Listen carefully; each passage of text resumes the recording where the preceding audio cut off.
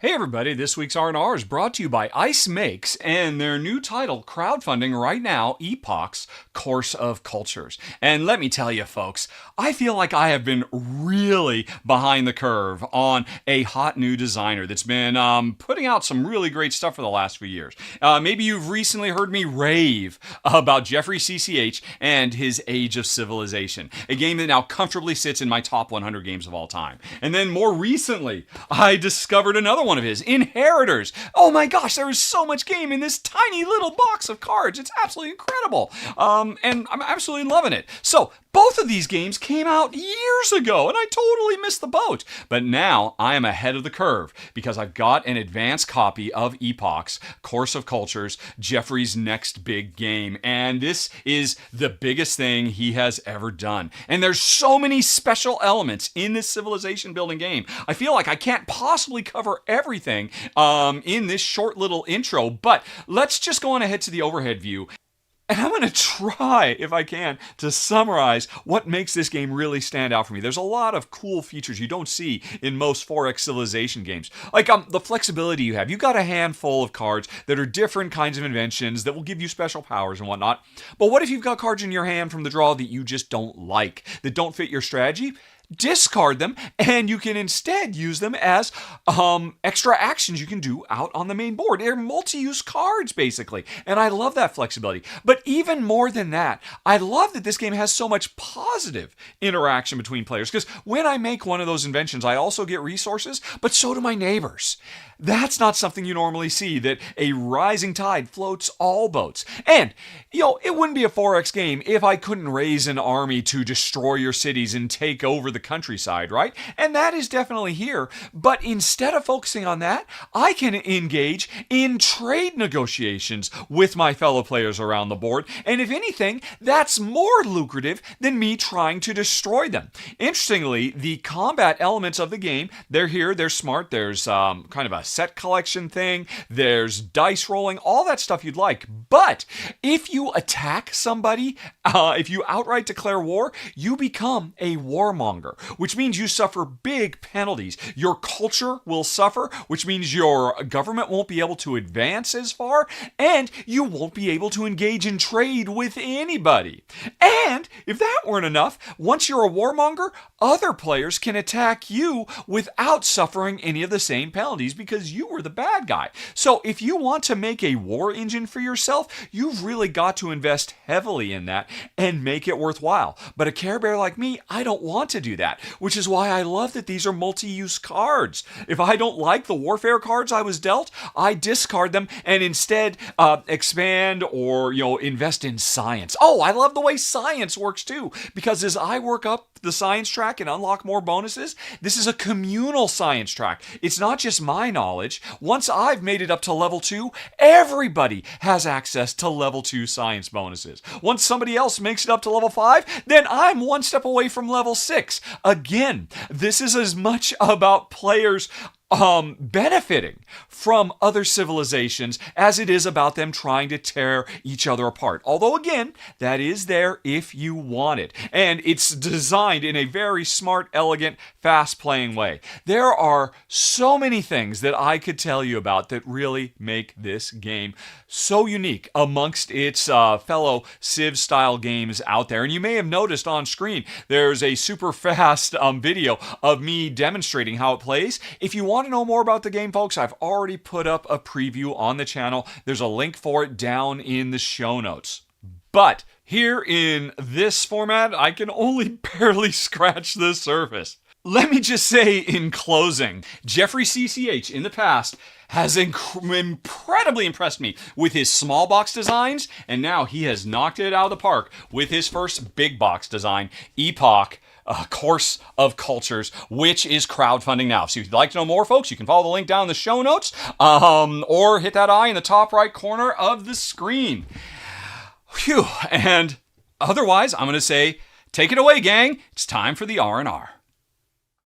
And thank you, Richard. Welcome, folks, to the R&R show. I'm Ruel Gabriella, joined by Chris George. Chris, how are you, my friend? I'm great. How is everybody at home?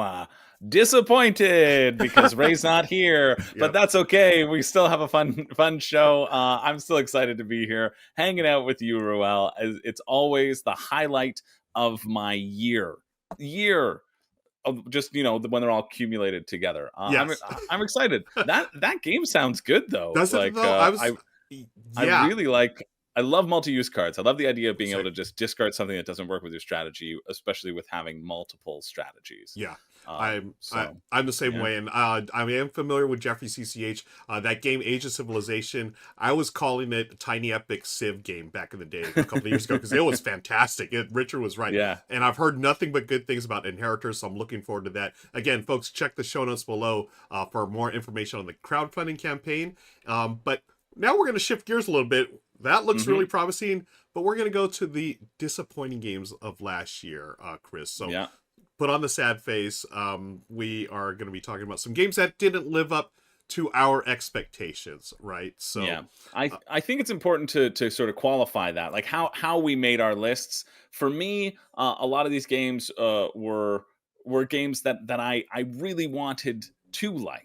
You know what I mean? And maybe I didn't like them to the extent that that other people did like. Who knows? We'll see what happens. But I think it's worth noting. I think these sorts of videos are important in terms of talking about what we like personally in a game, and these things that might have disappointed us might actually be highlights for other people as well. I think it's important to find those salient points and bring them out and be like, hey, this is the feeling of the game, and like, here's why I didn't like it, but maybe somebody else can. So that's what I like with these videos as well too. I think they're important and fun in that way, and it makes me feel less bad too, starting with that premise. Exactly. Yeah, now I don't feel as bad because of that, Chris. Yeah. So thank you. Yeah, and that's the thing. Like, I was approaching it too. Like, these are obviously my personal tastes for games, and I had personal expectations, and they didn't live up to them for whatever reason, which we'll talk about real soon here. And they're by no means there are games for everybody, and we all don't align on our tastes, and something I don't like you may like, or Richard may like. So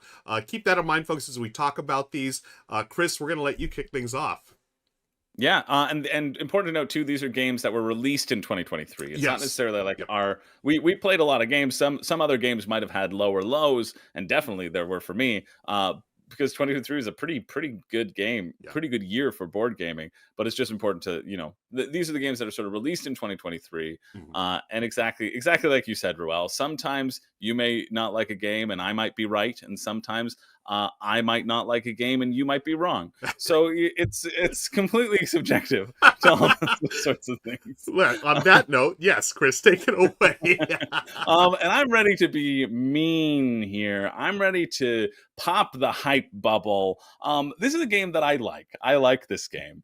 But I put it on this list for two reasons. One, to see Richard's head explode, and two, because it didn't necessarily live up to the hype, which was every single person's number one game of 2023. There's sort of a ranking going around online that somebody put every content creator or media person's like list, and I have a cattail in my face, and that's fine because we're talking about all creatures on the earth. This is Earth, which makes our number 12. And I like Earth, okay? I think Earth is good. I think it is a good game, and I can see how it resonates with people, but I also think that there were better games in 2023 that are more deserving of the top title. And I think where the disappointment fell for me, I was really hoping that this would be a hit with my partner, and she wasn't the biggest fan of it either. She thought it was just good. Like, we'll both play it. We'll both enjoy it. When I reviewed it on the channel, I gave it a seal of approval. I gave it like 4 out of 5.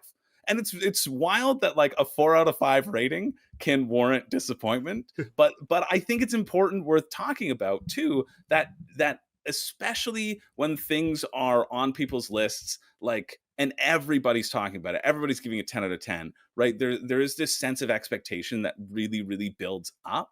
And inevitably, there are going to be people that it hits where it doesn't hit that expectation, right? There are so many people who still have it at a 10 out of 10, but there are a bunch of people who haven't tried it yet. And for them, I say, definitely try it. It's on Board Game Arena. It's a very popular game. People are really enjoying it.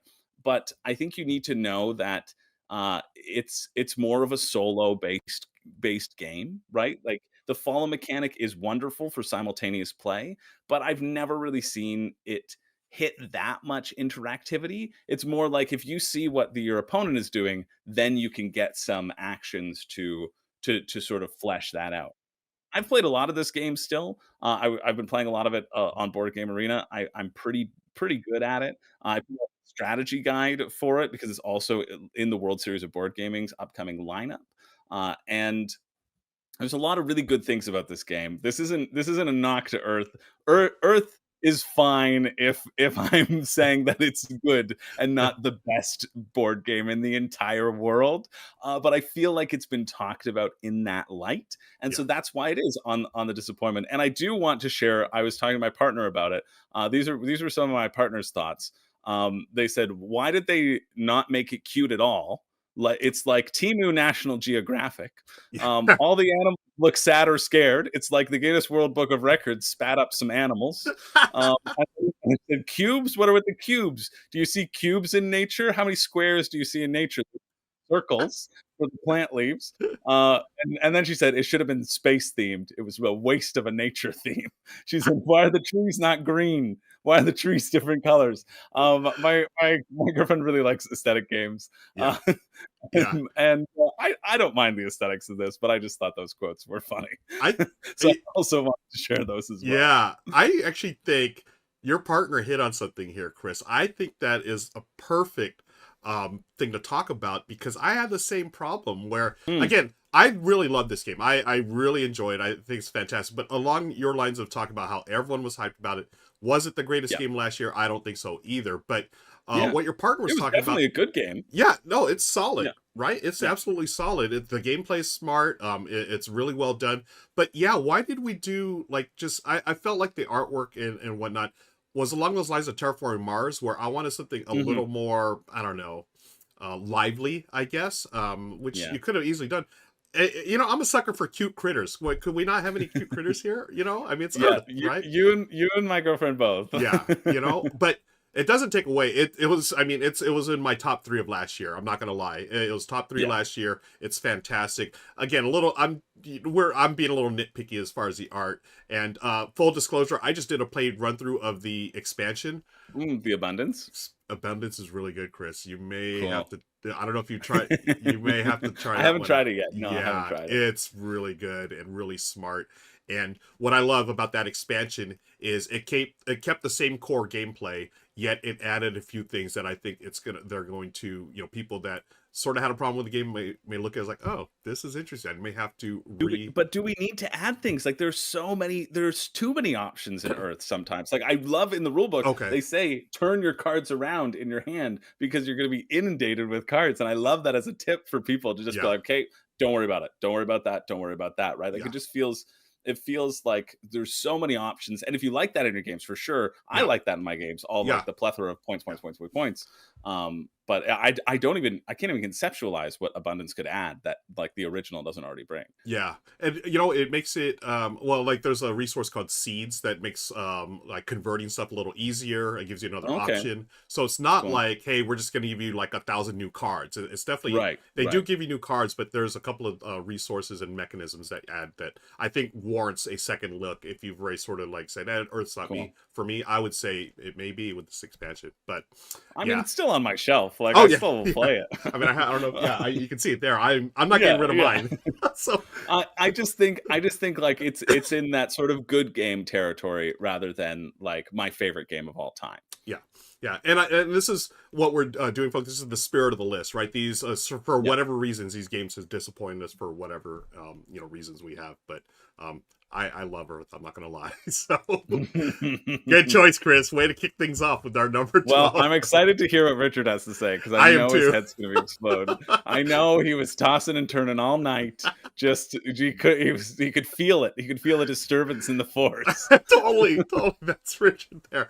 I think that's a perfect segue. Speaking of Richard's head exploding, what I'm about to do will definitely make his head explode. I mean, follow up number 12, Earth, with my number 11, which, again, full disclosure, this is one of my top 10 games of all time. It is the Castles of Burgundy Special Edition. I'm never getting rid of this. I'm not. Oh, Yeah, I'm not getting rid of this, but I have problems with it, Chris. I have problems.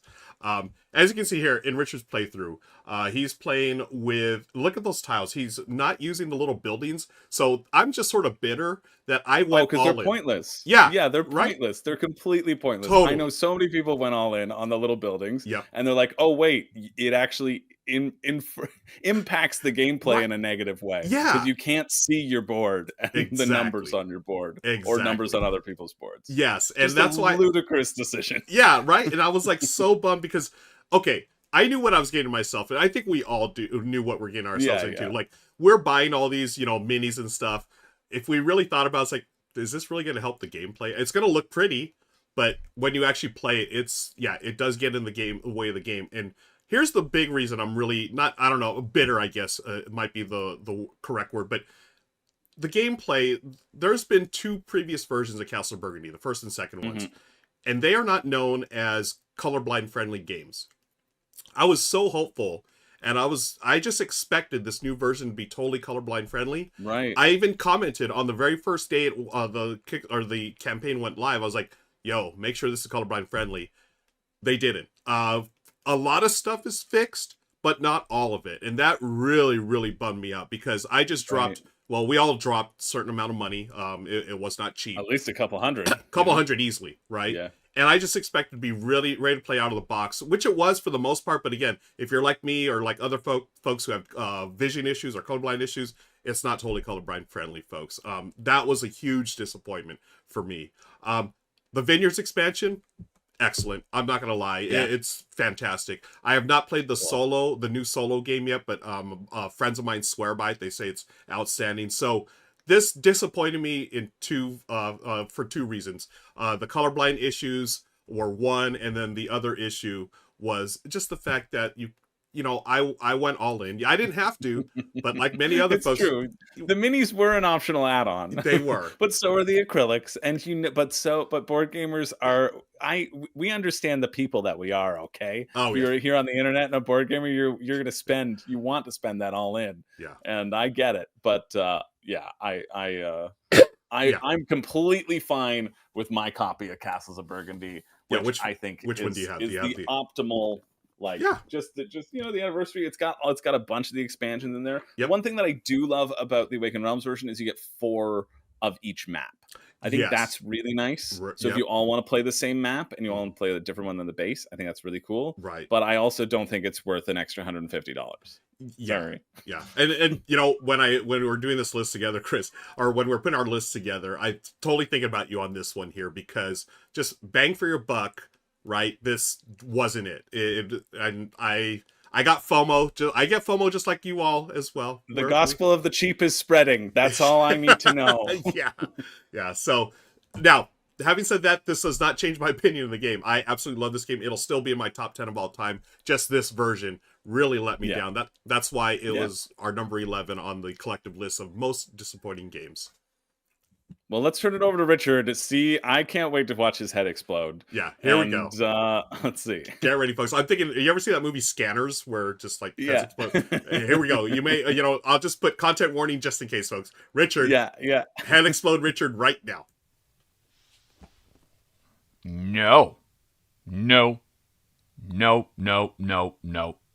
Chris, well, I'm going to have to ask you to report to Rahdo HR and turn in your badges. You're fired. Ray, when you come back to the show, feel free to bring any new co-hosts you like because I'm done with these 2.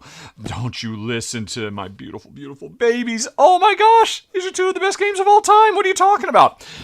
Actually, I generally have no idea what they're talking about because, of course, I have pre-recorded this and I'm looking forward to hearing their thoughts. I mean, I know Chris knows better than to parrot the common talking point about Earth that it's not interactive because, I mean, heck, just yesterday I saw you do a phenomenal strategy guide for Earth on the World Series of Board Games channel. It was really, really nice. And you made a big deal about how you really have to pay attention and really be involved in what other players are doing. So this is just weird. I mean, I guess... Ruel, if your problem with the Burgundy Special Edition is that they did not put text on the back of the beautiful ceramic tiles, I'd agree with you there. I dumped my ceramic tiles, which was heartbreaking. But yeah, that's just weird. Very weird. Very weird start. And let's continue, shall we? All right. So that was what, number 12 and number 11? Let's move on to number 10 on the list, Expeditions. And yeah, this is a real heartbreaker for me. I was so excited. I've never actually played Scythe, always stayed away from it, but I'd heard this was, kind of a spiritual sequel to Scythe set in the same universe, but turned into a deck building game that was 100% Care Bear friendly, just all about building up, the best deck of cards. And I gotta say, there's a lot to love with Expeditions. But the problem I had with it, which I did talk about in a roundup after I had finished playing a portion of a game with Alex here, which it started out strong, but the more I played it, the more disappointed I was by the complete and total lack of scaling for 2 players. The game just felt so big and so wide open when I was playing with just Jen. It's like, man, there is no tension. There is almost no stress here at all. And it was just like, oh, that's too bad. I imagine at a higher player count, it would be definitely more engaging. I mean, this drove me so nuts that I actually spent time trying to retrofit the excellent solo rules, which, by the way, this is a better solo game than it is a 2-player game, quite frankly, as far as I'm concerned. So I tried to bring those solo rules and bring them into the 2-player experience, but ultimately it just didn't work. And so, I mean, heck, this is about disappointments. I was so excited going into this. I mean, Stonemaier has such an incredible track record with me and Jen that this one is just like, oh, yeah, that's nice. And so I was a bit disappointed by Expeditions. Now, I'm cautiously optimistic that this beautiful baby right here might take care of my problems. I'm actually going to be playing it next week for the first time, and wish me luck, folks. Maybe I will have to strike this one from the record, but for now, number 10 on our combined list is Expeditions. Okay, back to you guys. It was worth it. 100% worth it. That was totally worth it, right? The best bit Richard has ever done on the R&R show. Oh, we trolled him pretty hard there, Chris. Oh no, but it's the truth. I mean, I think he'll agree with what we're saying. I mean, the other thing that I am disappointed about in terms of Earth is that my other cat fell asleep on my copy, and the other day as I was filming that's thing, adorable.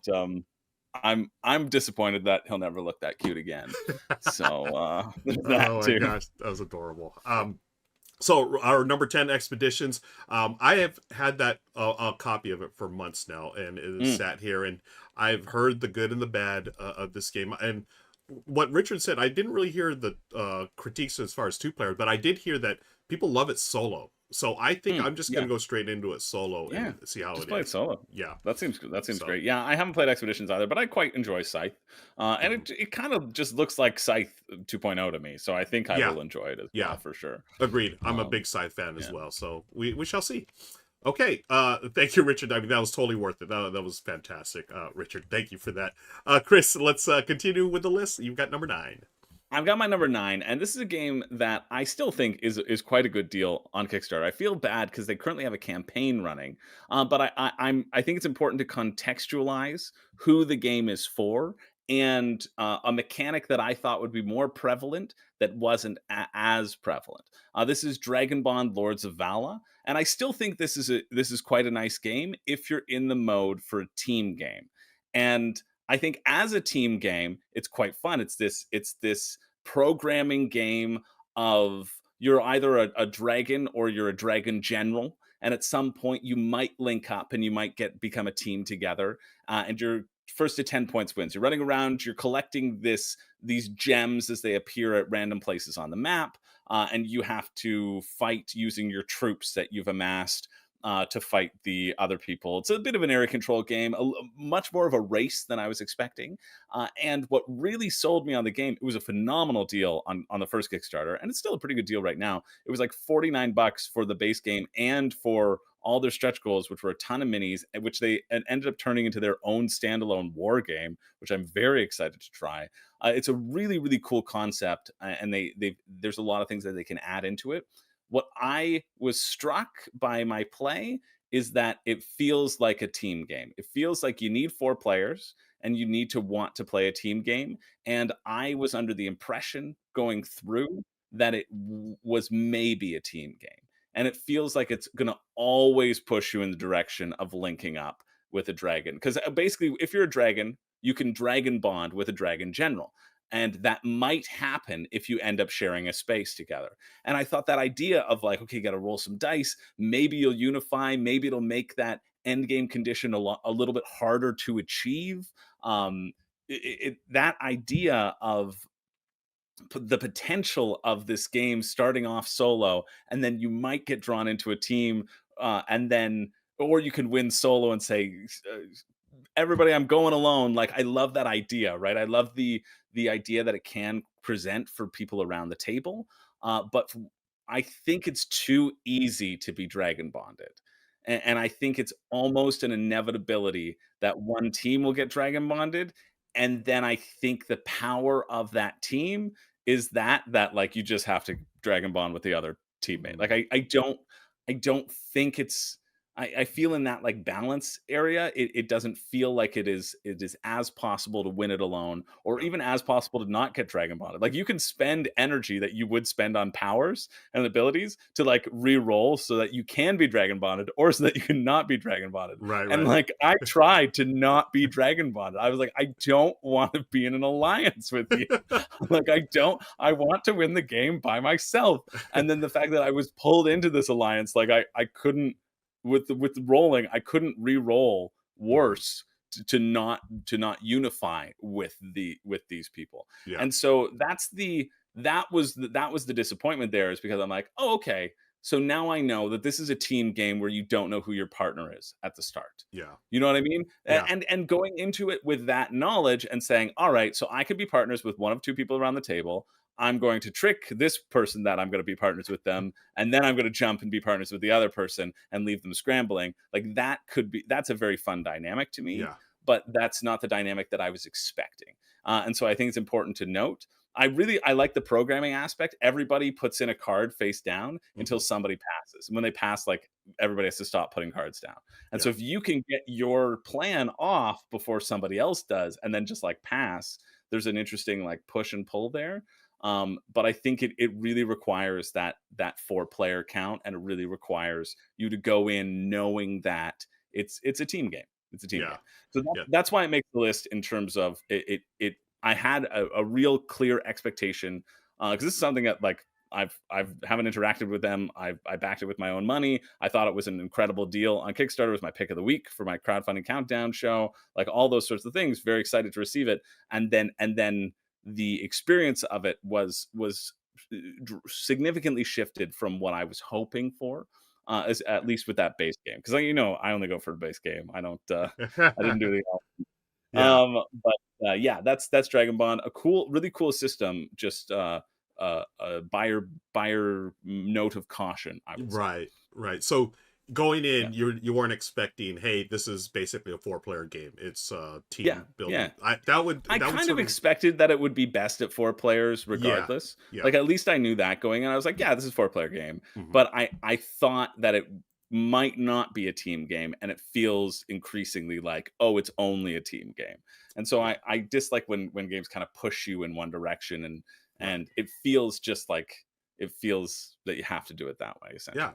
It feels, shall we say, disappointing? Disappointing. It might be disappointing. So that's our number 9. What's our number 8, Ruel? Because I know you haven't had that much experience with Dragonbond, and I'm also being mindful of, like, let's blame it on Ray that these things go long, and not me, who talks too much. Exactly. Our number 8, Chris, is this was really disappointing, because I can tell you right now, we love this designer, and just by saying that, you probably know it's Reiner Knizia. The good doctor released a game. It was actually a redo of a game called, I think, Rondo. It's our number 8. It is a game called Sunrise Lane. And I was really sad putting this on here because, as you know, folks, we do love the good doctor here, Dr. Knizia. And this is basically a Ticket to Ride style game, where you're just drawing cards and trying to match up the colors, and you're going to build buildings on Sunrise Lane. It's a beautiful game. It's got beautiful components. It's got what I consider classic Knizia style rules, where it's like a couple of pages of rules and you're off to the races playing the game. I just felt like the reason why it's disappointing, number one, I feel like every Dr. Knizia game that's coming out is going to be the greatest thing on Earth. And I realize that's not the case. When he's released over 700 games, there's going to be a few clunkers in there. This one disappointed me because I was so excited that I felt like I sort of discovered this game thanks to my buddy Daryl at Gen Con last year, because no one was talking about it. And I was like, wait, what is this? It's from Horrible Guild Games. They just did Evergreen, which I absolutely loved.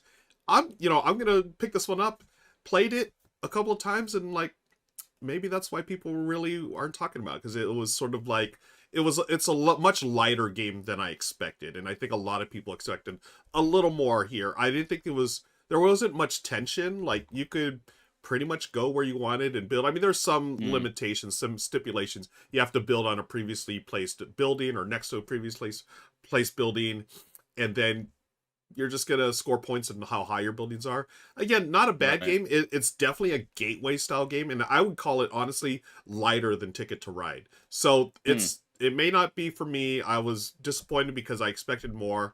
I just felt like the good doctor, he usually has games that have that really nice level of tension in them, even with the most simplest mechanics, right? I think of Lost Cities. I think that's a perfect thing. Like, oh, what am I going to get rid of? What am I, I get rid of something first, then I draw something. Here, it's just draw cards, and then at a certain point, okay, play them to get your buildings. And again, not a bad game at all. I wouldn't call it a bad game, but as far as Dr. K is concerned, I think it's one of the weaker titles of recent times, and that's why it's our number 8 for most disappointing games, Sunrise Lane. Kind of gives me like Sequence vibes a bit, if you remember that game, Sequence. I remember that. Just with the placement of stuff and the numbers. I don't know if it compares or not. You're the one who's played it, but I mean, a little bit. It's got the getting stuff in a row and whatnot. Yeah. But yeah, again, I expected way more than I got, and not that it was a bad game. It was disappointing personally for me. Number 8. You hate Dr. Knizia as a person is what you're trying to say. Yeah. Please don't quote me on that, folks. That was Chris saying that. That was all Chris. Clip that. Just leave it out of context. There we go. Yeah, we can just blame Ray. It's all Ray's fault. Let's move on to our number 7. Richard, what do you got for us? All right, so what do we got next? Dragonbond. Yeah, I don't really know much about this one. I guess, Chris, you're not happy because there's too much dragon bonding in the game called Dragonbond? It's kind of right there in the title, I guess, if that is in fact your problem. I mean, I don't know, that's kind of like saying, boy, Photoshop. Really nice, except for all the photoshopping you have to do. It'd be nice if you maybe did something else. I don't know. And what was yours? Oh, Ruel, Sunrise Lane. Oh, I feel bad for you. I know how much you love the good doctor, and so that must have been very heartbreaking, because, man! I mean, I never played it, but I just read the rules, and it was so obvious that this is going to be one of the meanest, most black-hearted, knife-stabby games of the year. So, yeah, if you didn't know that going in, I could certainly see being disappointed, for sure. Anyway, though, let's move on to our combined number 7 on the list, shall we? It is a heartbreaker, and it's another Knizia title. It's My Island. And, this broke my heart so much. Jen and I were big fans of the prequel to this, My City. And both My City and My Island are designed by Reiner Knizia, and they're legacy games where you play through, I forget, it's like 20, 22, 24 individual games, but they're all very quick, like 15-minute long games. And over the course of the game, new stuff gets added to your tile laying shenanigans, and old stuff gets cycled out. And, the core ideas here are great, but it's like everything that My City did wrong, and it was kind of annoying there, Knizia said, you know what, I'm going to double down on that and make it even worse. And so, My Island was just such a heartbreaker. Mostly because after you finish the campaign, there is what's called the Eternal mode that you can keep playing. And when you start playing the Eternal mode, in My City, it was bad enough because the Eternal mode said, hey, why don't you just play, game 15 forever? right? Which means a lot of the really cool elements of the game that you really enjoyed and you wished would come back are just removed, even though they would totally work, and they're some of the coolest elements of the game, and it was kind of fun to see things come and go when you're playing through a campaign. But then you want to use the toys you have in your toy box, and the game says, no, you can never use this particular mechanism or that particular component ever again. And it was kind of annoying in My City, but at the end, at least the Eternal game of My City was a pretty solid little tile laying game on its own. The problem with My Island is that, hey, once you finish, and there were so many cool things that got added to the game throughout, and you're like, wow, that's really awesome. And then you get to the Eternal game, and yeah, we're going to be like, you're practically just playing the baby beginner game with nothing cool or special at all. They took everything. In My City, they took some of the cool stuff out and said, you can't play with this anymore. But in My Island, they took out everything. And I don't know why. It just makes no sense. It proves to me that Reiner Knizia does not know who I am, because I complained about this and said, Dr. K, please, if you ever do a follow-up to My City, don't make this mistake again. And instead, Dr. K said, hold my beer. I'm going to make it even worse. And so, yeah, My Island was a huge letdown disappointment. It is fun while it lasted, but I mean, just the tiniest bit of work in the Eternal game could have been phenomenal. But as it is, I've got to express some disappointment in number 7 of the year for us, My Island. Oh, bad year for Knizia fans. Wow, I've got tears running down my face, folks. That's back-to-back Knizia games. The Good Doctor. What are you gonna do? I mean, I do want to picture a world where Reiner Knizia just did that to troll Rahdo, and I also want to picture a world where that's only Rahdo's copy, and like you just never knew until everybody starts to. So post in the comments down below, be like that he that's not what My Island. That's not in my copy, like, and make him really just gaslight him. I love it. Classic. I haven't played My Island. My City is really good though. Yeah. So, but I've heard My Island isn't as good. Like I've heard that on the street. But Same. My City is really good. You can play an entire campaign on Board Game Arena. Okay? Yeah. No reason not to play it. It's exactly. like very satisfying. Yeah, I loved My City, and I didn't get around to My Island. And Richard's not the only one that was disappointed. There was a lot of folks that were unfortunately disappointed by that. Yeah. But hey, you know what's okay? What's fine about that is that Dr. K is going to come out with 10 new games this year anyway. So That's true. Put those behind you, and let's move on. Shut them out. Yeah. Chris, what do you got for us at number 6? All right, number 6 is a standalone 2-player version of a game system that I was really excited to dive back into. It is the second standalone 2-player version of that same system, but I think this one is not as fun as the other one. And this is Too Many Bones Unbreakable. I quite enjoy Too Many Bones Undertow.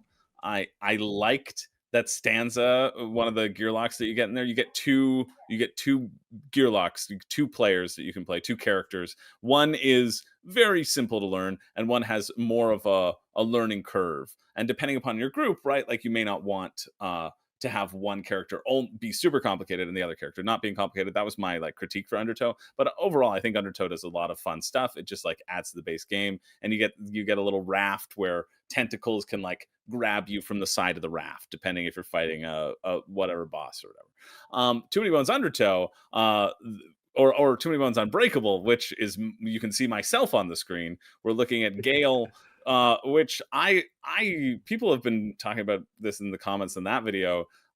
They say they like Gale. I think Gale is one of the most boring gear locks ever invented, because the whole shtick of Gale is like, hey, super cool abilities that you might get. Yeah, we're just going to lock those until you roll a bunch of misses and choose which one you want to unlock. I'm like, well, why are you just, no, they're just too powerful. You just want to make sure that I don't have fun, powerful dice. They're like, yeah, we're just locking them. You just don't get to play with them. They're locked. So that's one thing. And I also just find Unbreakable to be a lot more fiddly than everything else. I think as a 2-player experience, this should not be your entry point into Too Many Bones, because I think Too Many Bones is a really fun system. But I think if you got in with Unbreakable, you may not think so. I think you might be put off by it a little, which is unfortunate, because I think it's a really good game, but I think it is it is very clearly an expansion designed for people who love the game and want to add more. It's Yeah. one of those things where it's like, okay, now you do this, and so for people who are familiar with the game, I think it might really cook for them. No pun intended. But for people for like a newer player experience, I've seen it fall flat when like people who are excited to play Too Many Bones. I was like, hey, I got to review this, come play it with me, and it not hit as much as I was hoping it to. Mhm. Was very upsetting to me because I'm like, no, you don't know what you're missing, and now you'll never play this game again because it was too fiddly, it was too long. Whereas the other versions I feel are a bit more streamlined, a bit more user friendly. Mhm. And so things, yeah, I would absolutely say if you're starting out with Too Many Bones, don't start with Unbreakable. Yeah. Do start with Undertow. I Yep. really enjoy Undertow, especially in contrast to this. Yeah. So that's why it's my number 6. Just having that comparative experience. Quite enjoy Undertow. Figment's pretty cool. That's the other Mhm. gearlock you get in Unbreakable. And I played Carcass, who's very fun in terms of he gets to basically murder baddies and then cook them in pots for extra bonuses. It's Yum. so funny. It's so funny. But then there's one main end villain in Unbreakable where like Carcass's thing is that he gets to take the bodies of all the baddies, and in this one, all the bodies of the baddies just go into the holes on the map. And so like Carcass's ability, Mhm. I mean, technically it's used over like the rest phase, but it just is a lot less fun because you're like, oh, I don't have any people on my meat hooks dragging them around. Like the cool part of my character is just denied by this end game fiddly boss. So That's a bummer. yeah, it was a bit of a miss for me. Like I still like it. I still will engage with the Too Many Bones system, but I probably would just like do Undertow quests with the other gear locks for me personally. Right, and that's actually, you answered my question I had was how do you compare Unbreakable to Undertow? And you know, The reason, yeah, the reason it's on the list is So because Undertow is significantly better, I would say. yeah. Have you played the 20 Strong series of games from Chip Theory, the little ones? I haven't played some of the other decks, but I'm playing through them literally right now. Nice. I really enjoyed Yeah. that series. I think it's a Yeah. wonderful way implementation, and Yeah.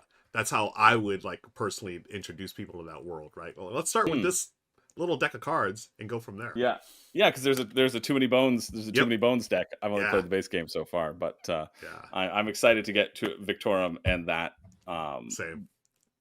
And put out a review on that for sure. All right, cool. Okay, so that was our number 6, folks. We got our top 5 coming up. Just want to remind y'all that we do an extended edition of the show. We record this live on Twitch, so be sure to click on the links below. Check that out because Chris and I, we do some fun stuff before we record, and then afterwards, Richard talks about more games, and actually Chris and I as well talk about the games that didn't make the list, and we also talk to those who view it live. We're going to find out what some of their disappointments were as well. But continuing with our list, I've got our number 5 as the collective. It is a game, again, that I thought automatically I would just absolutely love, Chris.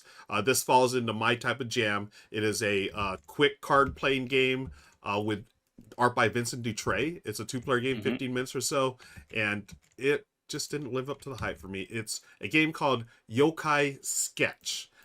This came out, I believe, it came out last year. That's what we're doing, 2023 games.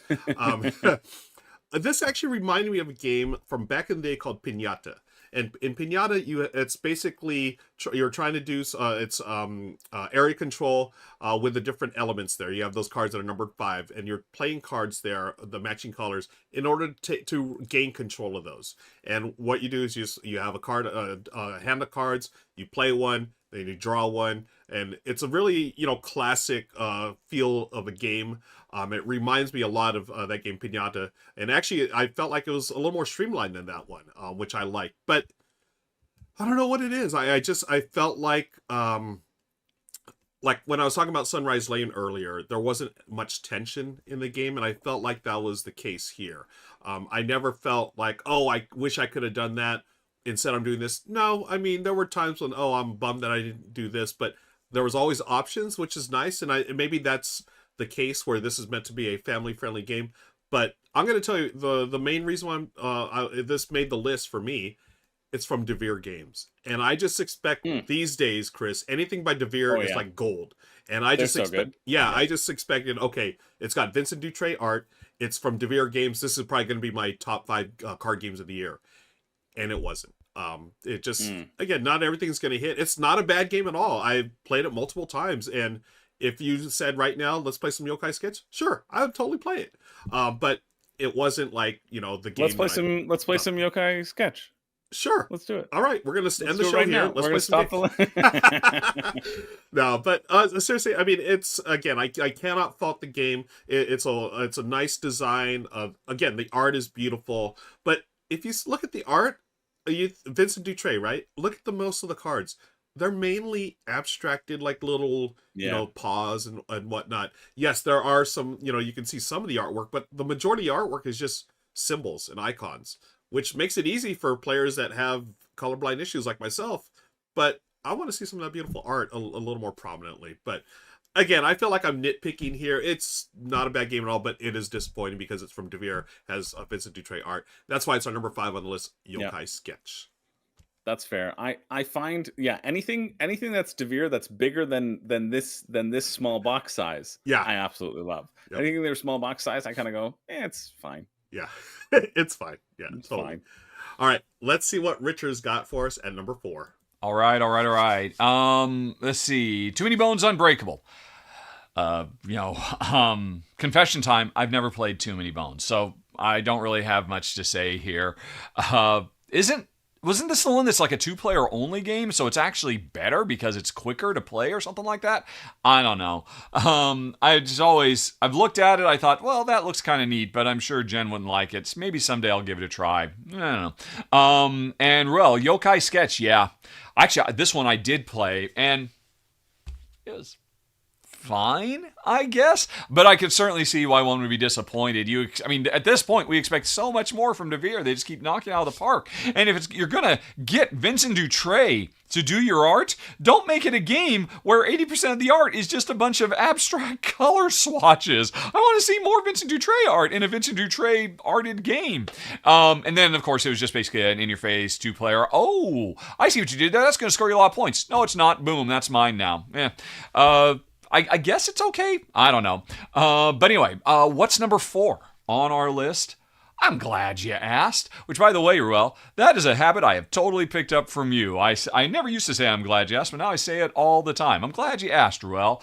Number 4 on our combined list is Oranienburger Kanal, which breaks my heart. Actually, it kind of breaks my heart, not because of the game, but because it broke my wife's heart. Jen is making a special guest appearance because, first of all, let me just tell you, this is a new, worker placement, Euro-style game from Uwe Rosenberg.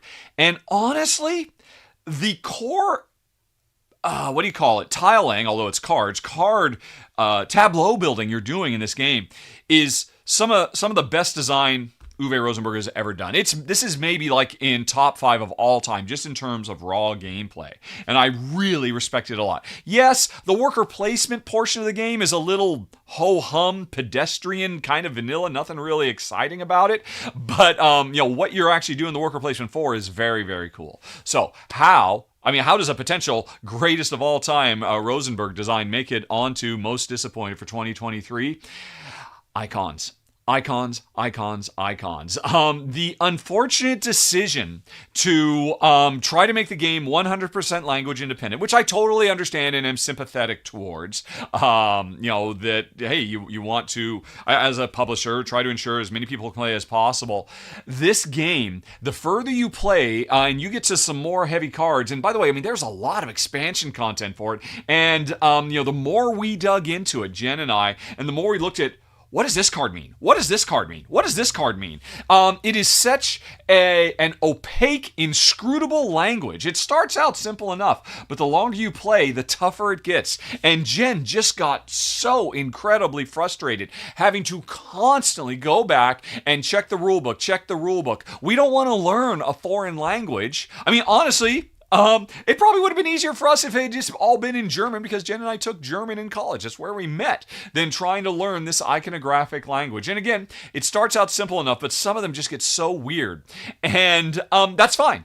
I understand. I am just very disappointed that, this didn't take a what do you call it? A page from Queen Games. Yes, Chris, Queen Games, who did the same thing with the Bruges remake, Hamburg. They said, hey, let's make it language independent and just throw an epic bajillion icons at the player, but because they were trying to make it language independent so they could have better sales worldwide. Again, an understandable goal, and they realized, whoa, this is going to be hard for people. Let's make an extra optional thing you can buy on the side that puts all the cards in just simple, easy to read text. They already wrote up all the text from Oranienburger Kanal to have this big cheat sheet you have to check against. Just give me an option. I would have happily paid $20-30 to get a set of all the cards without the icons replaced with text. It worked fantastically in Hamburg and made that game so much more playable. And so it is very disappointing that what could have been in my top 10 games of the year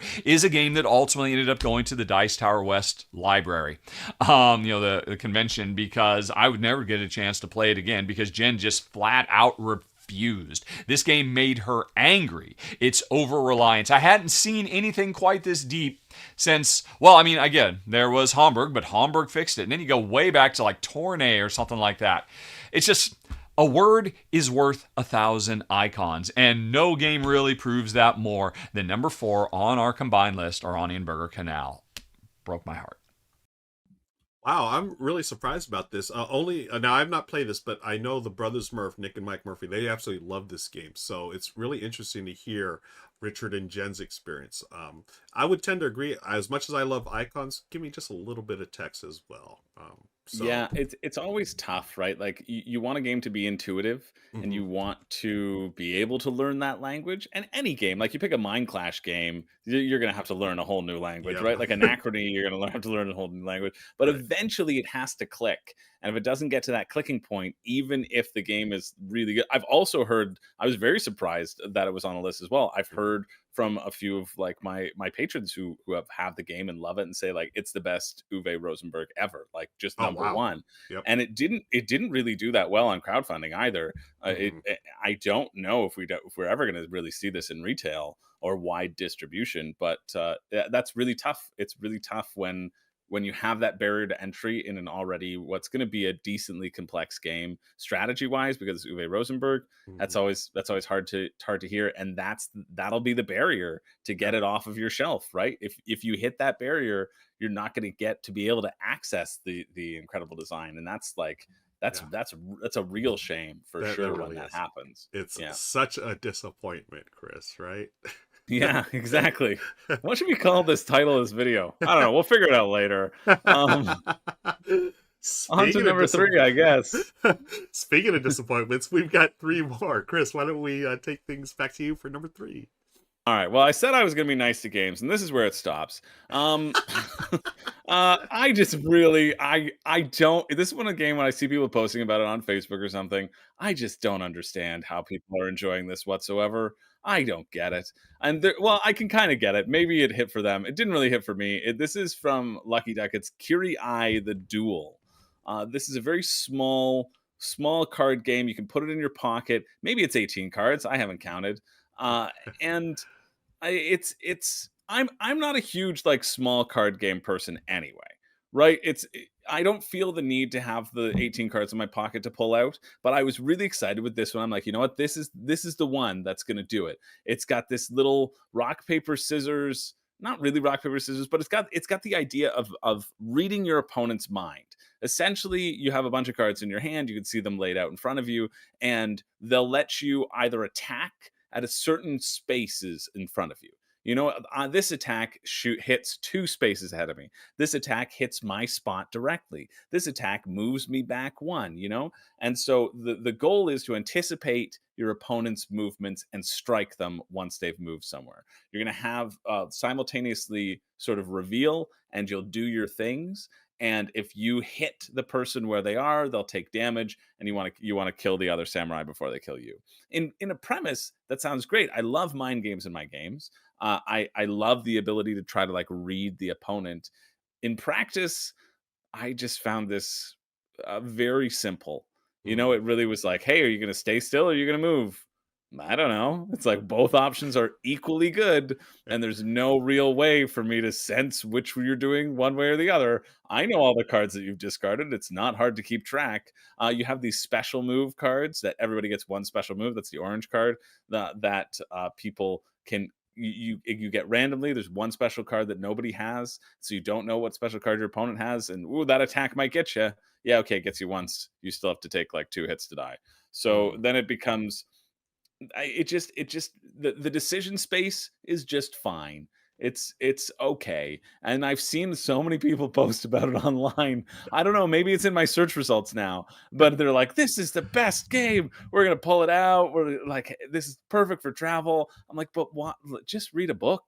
Just like have a conversation. I would much rather do both of those things. And I never learned how to read or interact with humans. Like, no, I've never learned either of those things, and I'd rather attempt it than with Kiri-Ai. It's fine. Like, it's a cute little card game. Maybe it'll be your style, but I just found that the reading of the opponents just didn't really exist for me, and the cards are also a weird texture. It's probably to keep it like good quality. I assume it's probably a better quality than regular cards, but it also gives me that like nails on a chalkboard feel. And that might just be me. That might just be like a me textural feel thing, and it does not affect other people. But I'm for sure that has an impact on, like, I don't even want to like touch it again because it's like a physical response to it. It could just be me. I think it's probably just me. It's not the people who are appearing on my Facebook feed. But that's anyway. Kiri-Ai the Duel was just okay. Yeah, it's again just based on what I've seen and heard. It seems fine, but I feel like there's probably better options, and it's again it's not a bad game, and it's not for us. But I felt like I hadn't played it, but I felt like after reading the rules, I'm like, I'd probably play this once or twice and just move on, which is perfectly fine. So, okay, let's go. We got 2 more games. I've got the next one here.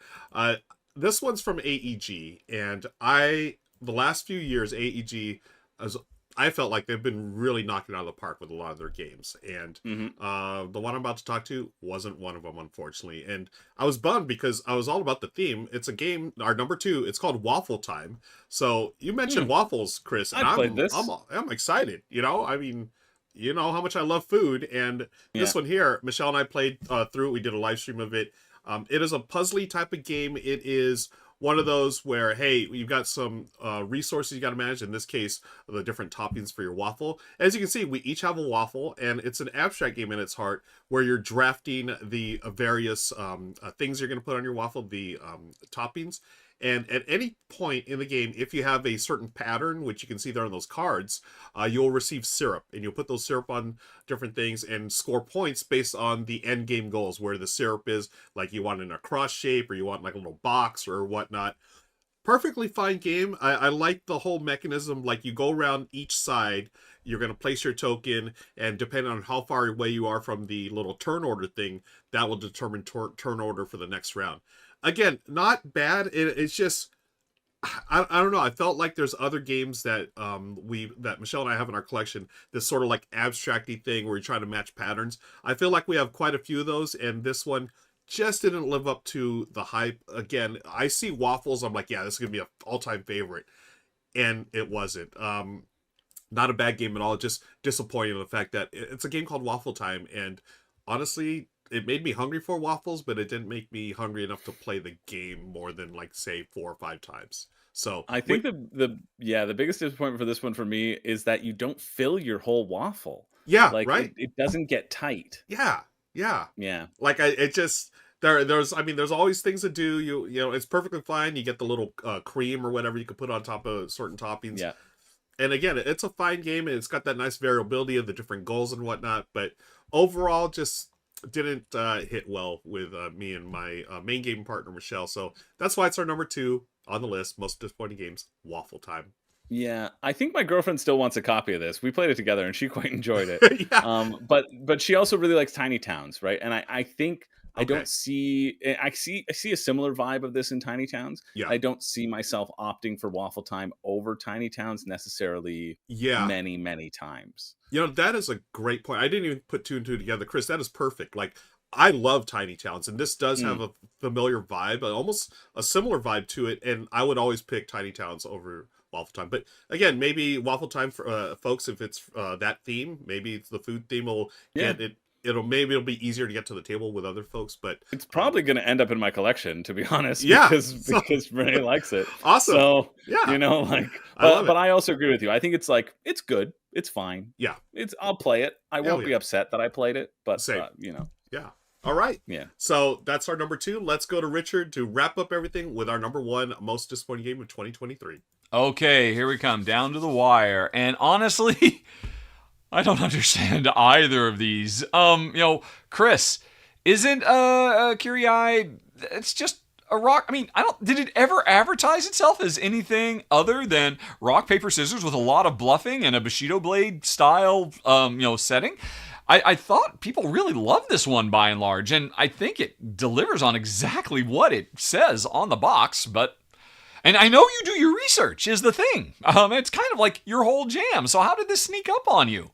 Did it not deliver exactly what it says? Again, I look forward to watching this, because, of course, I'm pre-recording. And Ruel, yeah, Waffle Time. Honestly, anytime Tom Vassell slags off a game, that makes me more inclined to try it. And so, I totally missed this one, and it is from AEG, so I'm inclined to give it the benefit of the doubt because they seem to be on fire, but I never actually got a copy of it. But I know Tom was really just, very down on it, so I guess it's a good thing I fired you back at the beginning of this episode because, hey, now you can use this as a calling card to get on the Dice Tower. I don't know.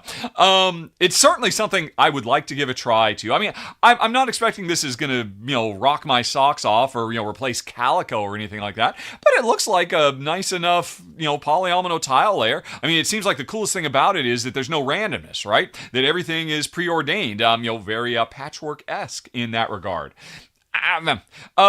At the end of the day, it's a tile laying game about putting toppings on waffles. How bad could it be? I look forward to hearing what you have to say.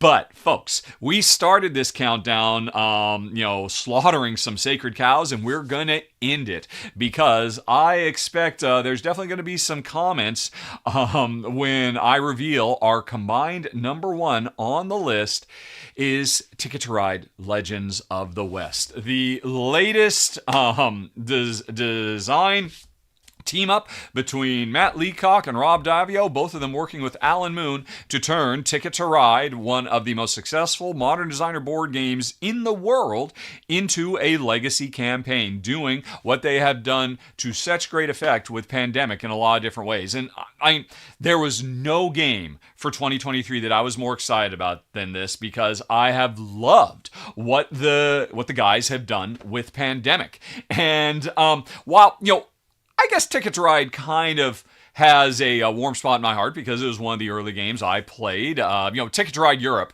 was my Ticket to Ride of choice. Ticket to Ride itself was never quite enough. But, I expected great things. And honestly, man, the game does start off really strong. And there's a lot of really wonderful component choices that were made in the development of this game. The fact that you're not trying to put stickers on a board, which made, Pandemic...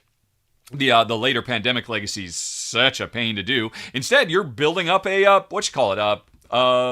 jigsaw puzzle that slowly reveals itself as you head west. I thought that was really, really nice. And there were some very, very cool additions to the Ticket to Ride formula. Nothing more so than adding objectives event cards. But you know what? Honestly, if you go back and watch my run-through, here I am playing it with Jen, and then I did kind of a crossover Final Thoughts with Amy and Maggie. Even from the very first game, I was starting to worry, because while it was very, very cool to add an event-based system to Ticket to Ride, I was shocked how poorly it was implemented. It was just, really actively kind of made the game worse, even though it should have made the game better.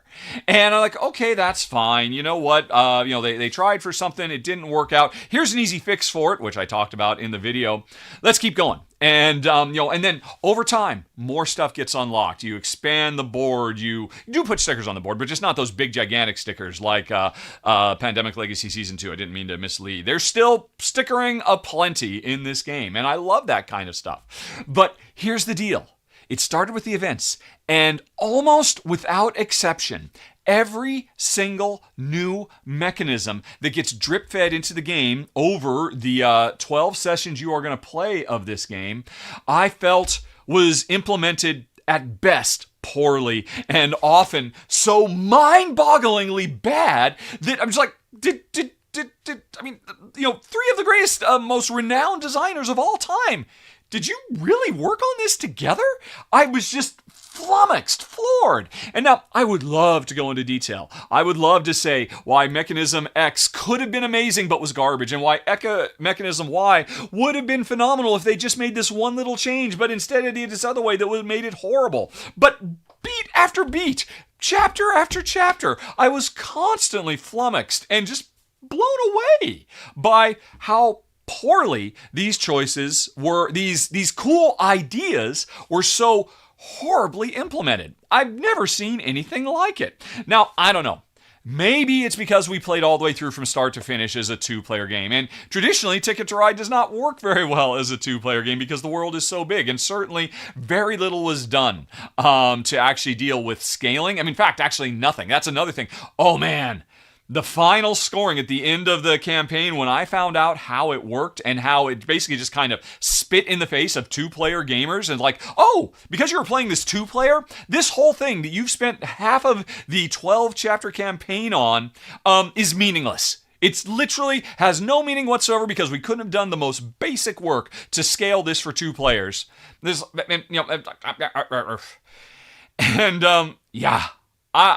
just don't know what to do. I appreciate that they did put in internal mode, unlike all the pandemics, sadly, where I had to basically go after the fact and design post-campaign play for them, at least for Legacy 0 and Legacy 1. You can't really do it for Legacy 2. I appreciate they did that, but, I mean, heck, I was unhappy how they did that also. It was very much shades of my complaints about the eternal post-campaign game of My Island. They made the same mistakes Knizia made, so yeah, I'm sorry. Matt, Rob, Alan, I'm still a fan. And I'm very, very happy that the game was a huge hit. And it seems like I am very, very, very much in the minority, in my opinion here. I've seen almost nobody else complaining about all these issues. And again, I'd love to give specifics, but I don't want to spoil things. Just bear in mind, here's one old curmudgeonly gray-haired man shouting, "Get off my lawn, Ticket to Ride Legends of the West. You disappointed me. You disappointed me bad." And that's it. Oh, wait, folks, don't forget the post-show. Links for it down in the show notes. Post-show, I've got 6 more games that I need to tell you about that also broke my heart. So, hope to see you there, and back to you guys. Okay, yeah, this surprised me, but I will say this about Ticket to Ride Legacy. Friends of mine that have played, they enjoyed it, but they didn't play, the ones that I know did not play a two-player game. They had a little problem with the scoring as well. So, again, without spoilers, I don't know what it's about because I've not played through it.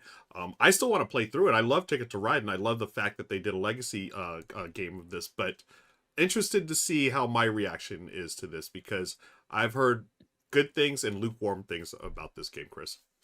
I've only dreamt about Ticket to Ride Legacy. I've played it. I've played scenarios 1 and 2 as a dream. I don't own it. Never opened the box. That's one of the first times I've seen the map, but I've played a version of it, and you know what? It was okay. A bit confusing on the rules, not like completely solidified, but yeah. Maybe that might be the rule book was made out of marshmallow, so I mean, like, I thought that was a weird choice. What can you do? Oh my goodness. So folks, those are our top 12 most disappointing games of 2023. Again, like Richard said, be sure to click on the links below because we're going to do a live after show. We're going to talk about more games that did not make the list. But on behalf of Chris and Richard, we are going to say adieu. And I want to thank our sponsors, Epoch's Course of Cultures, for sponsoring this episode of the R&R Show. Until next time, we'll see you later. Take care. So long. Bye-bye.